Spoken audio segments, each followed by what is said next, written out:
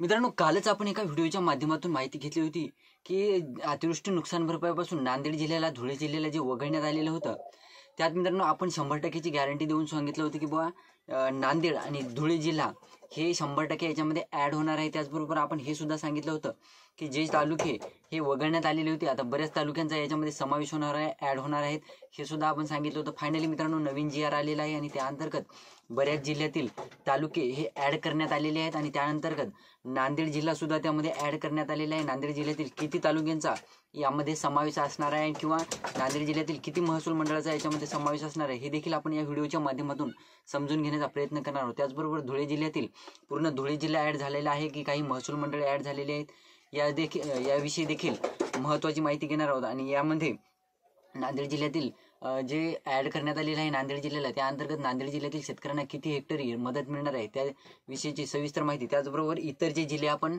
या अगोदरच्या व्हिडिओमध्ये माहिती घेतली होती, जे पूर्ण जिल्ह्यातील पूर्ण तालुक्यांचे कोणकोणते ॲड झालेले होते किंवा समावेश होता त्याची माहिती घेतली होती, आता त्याच्यामध्ये सुद्धा नवीन तालुके ॲड झालेले आहेत।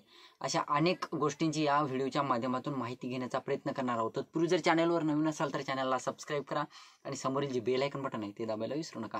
तर नमस्कार मित्रांनो, मी राज सुरेतल, स्वागत आहे कृष्ण यूट्यूब चॅनलमध्ये। मित्रांनो, एकंदरीत बघायचं झालं तर सर्वात मोठा प्रश्न होता नांदेड आणि धुळे जिल्ह्यातील शेतकऱ्यांचा की आमच्या जिल्ह्याला किंवा आमचा जिल्हा यापासून वगळण्यात आलेला आहे, आमच्या जिल्ह्यातील एकही तालुका याच्यामध्ये समावेश नाही। आपण सांगितलं होतं की काही काळजी करण्यासारखं काही नाही, नांदेड जिल्ह्याचा यामध्ये समावेश होणार आहे। धुळे जिल्ह्याची आपण कमी शक्यता दिली होती, परंतु नांदेड जिल्ह्याची 100% गॅरंटी दिली होती। त्यात मित्रांनो नांदेड जिल्ह्याचा यामध्ये समावेश करण्यात आलेला आहे।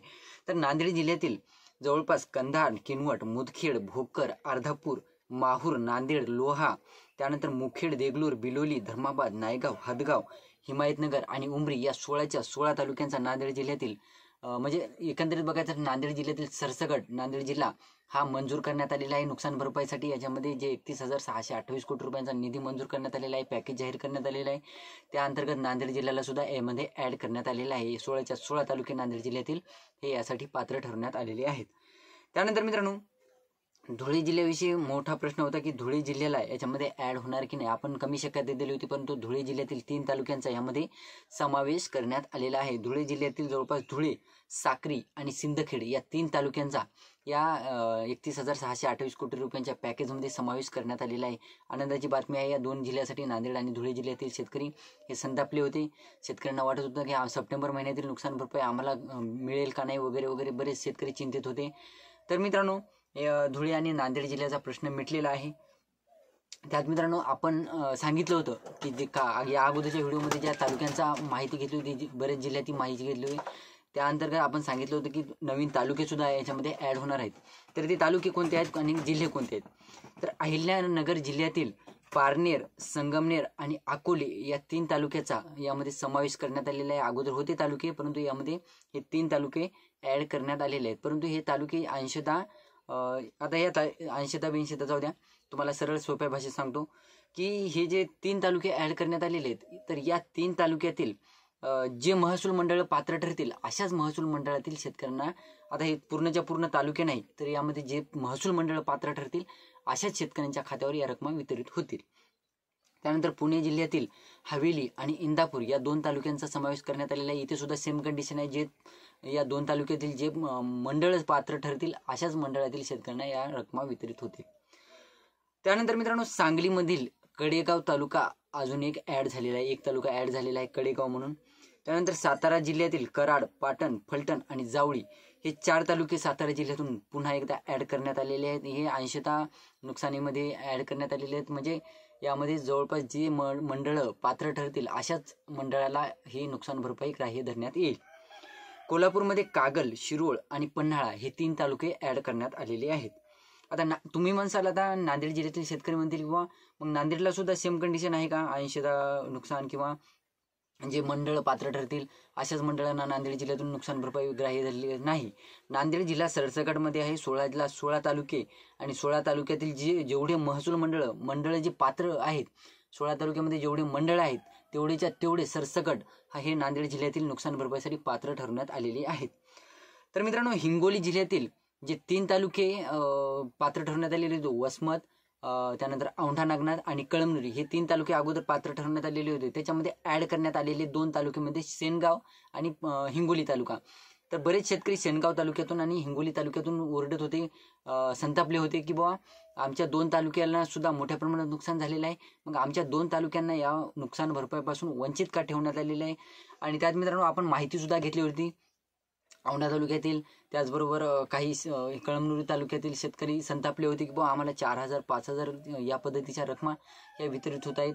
त्यात मित्रांनो सर्वात महत्त्वाची माहिती म्हणजे सोलापूर जिल्ह्यातून आपल्याला बऱ्याच शेतकऱ्यांनी मॅसेज करून सांगितलेलं आहे की उत्तर सोलापूर मधील आणि दक्षिण सोलापूरमधील बऱ्याच शेतकऱ्यांच्या खात्यावर तुटपुंजी रकमा 4,000 4,500 5,000 या पद्धतीच्या रकमा त्या शेतकऱ्यांच्या खात्यावर जमा होत असल्याची माहिती आपल्याकडे समोर आलेली आहे. बऱ्याच शेतकऱ्यांनी आपल्याला सांगितलेलं आहे की बाबा आमच्या उत्तर सोलापूरमधून बऱ्याच शेतकऱ्यांच्या खात्यावर 4,500 रुपये, काही शेतकऱ्यांच्या खात्यावर 5,000 रुपये 4,000 रुपये या पद्धतीच्या रकमा त्यांनी सांगितलेल्या आहे की आमच्या खात्यावर एवढ्या पद्धतीच्या रकमा ह्या जमा होत आहेत. त्यानंतर मित्रांनो बुलढाणा जिल्ह्यातून 2 तालुक्यांचा यामध्ये समावेश करण्यात आलेला आहे. नांदुरा आणि संग्रामपूर या 2 तालुक्यांचा यामध्ये समावेश करण्यात आलेला आहे. आणि त्या अंतर्गत आता हे जे 2 तालुके आहेत, आता मी नांदेड आणि धुळे व्यतिरिक्त जे तालुके सांगितलेले आहेत ते तालुक्यामध्ये जे मंडळ पात्र ठरतील अशाच मंडळांना ही नुकसान भरपाई ग्राह्य धरण्यात येणार आहे. ही गोष्ट लक्षात ठेवा. तर बुलढाणा जिल्ह्यातून नांदुरा आणि संग्रामपूर या 2 तालुक्यांचा यामध्ये समावेश करण्यात आलेला आहे. त्यानंतर मित्रांनो बघायचं झालं तर बुलढाणा नंतर आता अजून 2-3 तालुके जिल्हे आहेत, त्या जिल्ह्यातील आपण माहिती घेतलेली नाही. तर मित्रांनो टोटल जे तालुके ठरवण्यात आलेले आहेत नवीन GR नुसार तर 282 तालुक्यांचा समावेश करण्यात आलेला आहे महाराष्ट्रातील. आणि त्यामध्ये जवळपास काही तालुके हे अंशतः नुकसानमध्ये तर काही तालुके हे पूर्णतः नुकसानमध्ये पात्र ठरवण्यात आलेले आहेत. आता तुम्हाला सांगतो, आता जे आपण ॲड केलेले नाव आहेत, जे ॲड केलेले तालुके, आता या अगोदरचा जर तुम्ही व्हिडिओ बघितलेला असेल तुम्हाला लक्षात येईल ही गोष्ट. तर जे नवीन तालुके आपण यामध्ये माहिती घेतलेली आहे तर त्या तालुक्यांना अंशतःमध्ये ॲड करण्यात आलेलं आहे. म्हणजे पूर्णच्या पूर्ण नुकसानीमध्ये यामध्ये म्हणजे अंशतःमध्ये कसं झालेलं आहे, जे मंडळ पात्र ठरतील अशाच मंडळांना अंशतःमध्ये ग्राह्य धरले जाईल. तर मित्रांनो टोटल तालुके झालेले आहेत 282 आणि जवळपास समावेशमध्ये ॲड करण्यात आलेले तालुके म्हणजे 31 तालुके. आता त्याच्यामध्ये 16 तर तालुके नांदेड जिल्ह्यातीलच आहेत. तर ॲड करण्यात आलेले 31 तालुक्यामध्ये आपण माहिती घेतलेली आहे. काही जिल्ह्यातील 1 तालुका, काही जिल्ह्यातील 3 तालुके, काही जिल्ह्यातील 2 तालुके, काही जिल्ह्यातील 4-5 तालुके अशी आपण माहिती घेतलेली आहे. तर त्या पद्धतीच्या रकमा आता ज्या मंडळानुसार नुकसान ग्राह्य धरेल जास्त, आता खरं तर नॉर्मली बघायला झालं तर बऱ्याच जिल्ह्यामध्ये 80 ते 100च्या दरम्यान नुकसान झालेलं आहे. परंतु 80 ते 100% दरम्यान नुकसान झालेलं असून सुद्धा बऱ्याच जिल्ह्यातील शेतकरी आताही ओरडत आहेत की बा आमच्या खात्यावर नॉर्मली बघायचं झालं तर काही शेतकरी म्हणत आहेत आमच्या खात्यावर 8,500 रुपये जमा झालेले आहेत, काही शेतकरी म्हणत आहेत आमच्या खात्यावर 4,000 5,000 या पद्धतीच्या रकमा जमा झालेल्या आहेत. तर एकंदरीत बघायचं झालं मित्रांनो, नुकसान जरी 80 ते 100च्या दरम्यान झालेलं असलं तरी सुद्धा तुमच्या खात्यावर रकमा ह्या तुटपुंजी रकमा जमा होणार आहेत. तुम्ही एक्सपेक्टेशन ठेवत असाल की 18,500चं वगैरे, तर तेवढ्या रकमा या वितरित होत नाहीत, ही गोष्ट लक्षात ठेवा. आता नॉर्मली बघायचं झालं मित्रांनो, जे आपण कालच्या व्हिडिओमध्ये माहिती घेतलेली होती की कोरडवाहूसाठी एवढी एवढी रक्कम जमा होणार आहे किंवा एवढी एवढी मंजुरी देण्यात आलेली आहे त्या पद्धतीच्या रकमा, तर नॉर्मली शेतकऱ्यांच्या खात्यावर एक्झॅक्ट तेवढ्या रकमा जमा होत नाहीत. सरकारतर्फे सांगण्यात जरी येत असलं तरी सुद्धा एक्झॅक्ट तेवढ्या रकमा शेतकऱ्यांच्या खात्यावर वितरित होत नाहीयेत, ही गोष्ट लक्षात ठेवा. तर मित्रांनो ही होती छोटीशी माहिती. व्हिडिओ आवडला असेल तर लाईक करा, चॅनलला सबस्क्राईब करा आणि ज्या शेतकऱ्यांपर्यंत पोहोचवण्याचा प्रयत्न करा, जेणेकरून अशाच नवीन अपडेट किंवा अशीच महत्त्वपूर्ण माहिती शेतकऱ्यांपर्यंत सर्वात अगोदर पोहोचवण्यासाठी मदत होईल. तर धन्यवाद.